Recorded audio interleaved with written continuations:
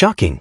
Alex's historic ranking may have taken a hit after her heartbreaking US Open singles exit, but the real story is far more complicated than the dramatic headlines suggest. The Filipina sensation's dream run in New York has come to an end, leaving thousands of Filipino fans devastated. Yet behind the heartbreak is a remarkable season that has already changed the history of Southeast Asian tennis forever. Just days earlier, Alex had reached a career-high world number 18, becoming the highest-ranked Southeast Asian woman in tennis history. Now, after her US Open campaign ended earlier than her supporters hoped, questions are already being asked. Did the loss destroy her momentum? Did her ranking collapse? And could the exhausting 2026 season finally be catching up with the 21-year-old star? When the WTA rankings were released on August 24, 2026, Alex had climbed 2 places to world number 18. That achievement broke a record that had stood for almost 3 decades. Indonesia's Yeuk Basuki and Thailand's Tamarine Tanasugarn had both reached number 19 during their careers, but Alex had now gone one step further. At only 21 years old, she had accomplished something no Southeast Asian woman had done before. Her rise from outside the top 100 to the top 20 in just over a year had become one of the most remarkable stories in tennis. And the timing could not have been more dramatic. Alex entered the final Grand Slam of the season carrying the confidence of a historic North American hardcourt swing. She had captured her first WTA Tour singles title at the Washington Open, becoming the first Filipino player to achieve that milestone. She had reached the 4th round at Wimbledon and produced one of the biggest victories of her young career. She had also made the round of 16 in Toronto and reached the 3rd round in Cincinnati. Suddenly, the player who had once been fighting for recognition was walking into the US Open as one of the names everyone wanted to watch. The numbers told the story.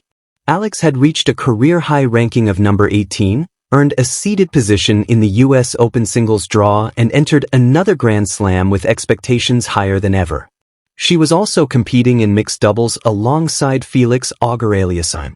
Everything seemed to be building toward the biggest Grand Slam breakthrough of her career.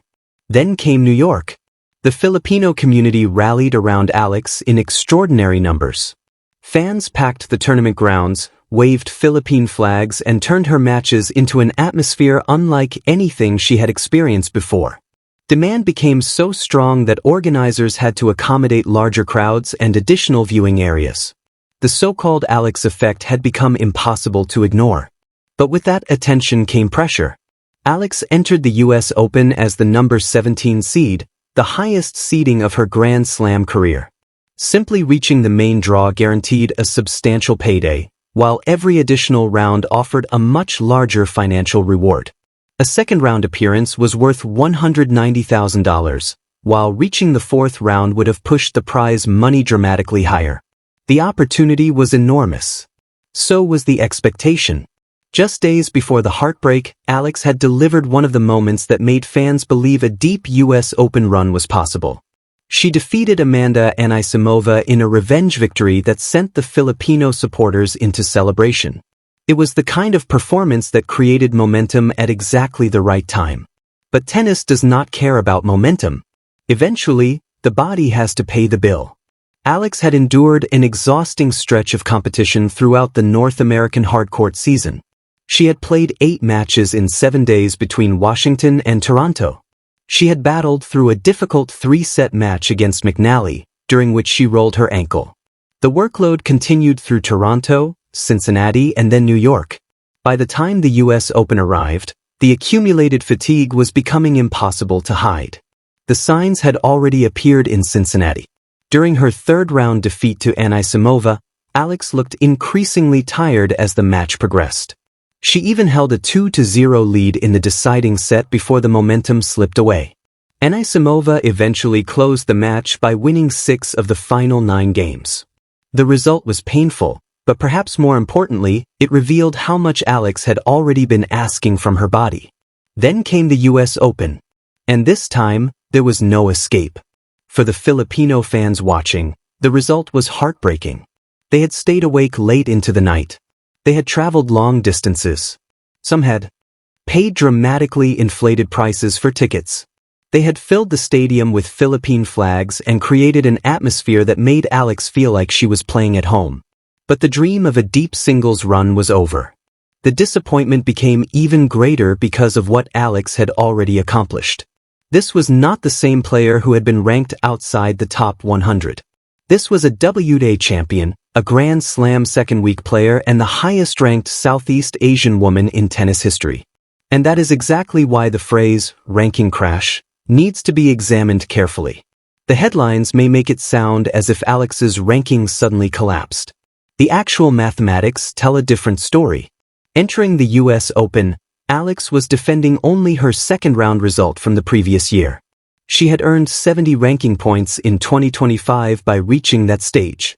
Reaching the same stage again in 2026 meant she earned the same number of points.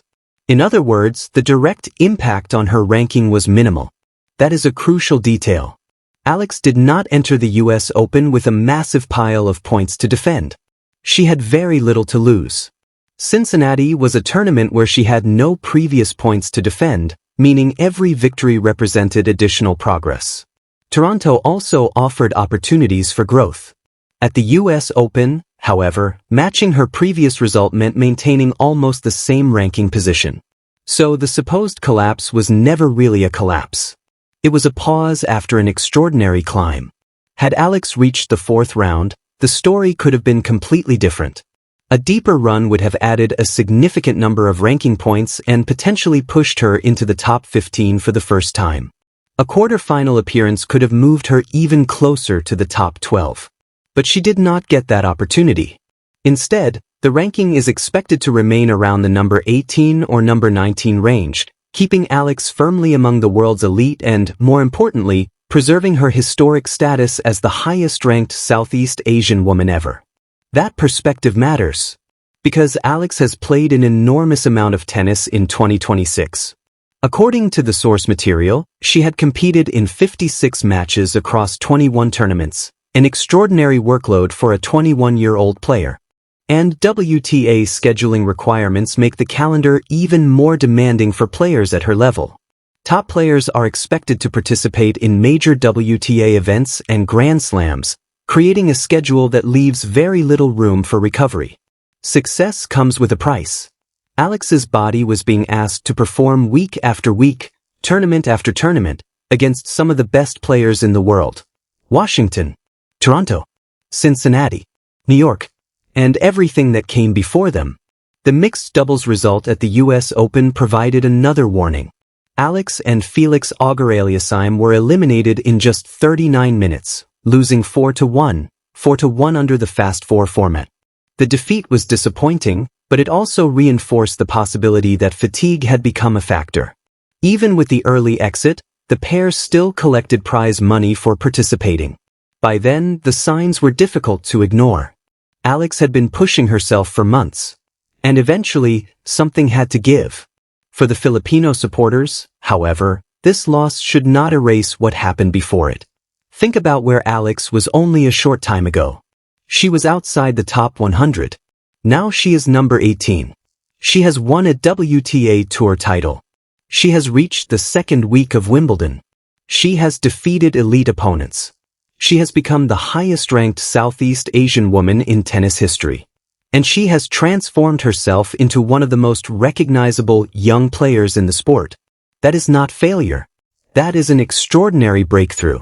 The heartbreak of the US Open exists precisely because expectations have changed. Fans are no longer simply hoping Alex can qualify for a Grand Slam. They are expecting her to compete deep into major tournaments. They are looking at the draw and asking how far she can go. That change in expectation is one of the clearest signs of her progress. The Filipino fans who packed Arthur Ashe Stadium did not suddenly appear because Alex had one good tournament. They came because they believed they were watching the beginning of something much bigger. And that belief is not going away because of one early exit. In fact, the disappointment could become part of the next chapter. Alex now has something she did not have before this season: experience at the highest level. She knows what it feels like to win a WTA title. She knows what it feels like to play the second week of a Grand Slam.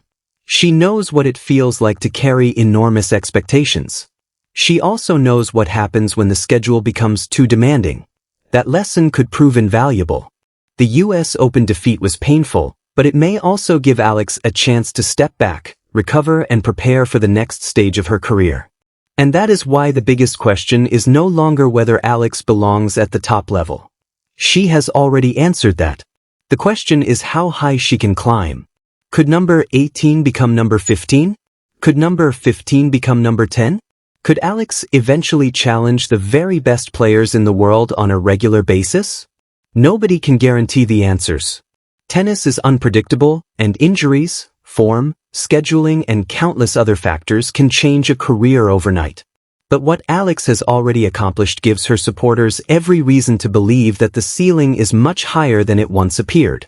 Her 2026 season has already rewritten history. She became the first Filipino player to win a WTA Tour singles title. She made a deep run at Wimbledon. She climbed into the world's top 20. She broke a Southeast Asian ranking record that had survived for decades. And she did all of that before turning 22. So when the headlines say Alex's ranking has crashed, remember the bigger picture. A player who climbs from outside the top 100 to number 18 does not suddenly become a failure because one Grand Slam does not go according to plan. A player who has already made history does not lose that history because of one defeat. And a 21-year-old who has competed through one of the busiest stretches of her career does not need to panic because her US Open dream ended earlier than expected. The ranking did not erase what Alex accomplished. The US Open did not erase her breakthrough. And the fans certainly have not abandoned her. If anything, the reaction to her defeat proves just how much she means to Filipino tennis fans. They have followed her from one tournament to the next, filled stadiums, waved Philippine flags and turned ordinary matches into national events. The Alex effect is real. And it is still growing. The heartbreak in New York will eventually fade.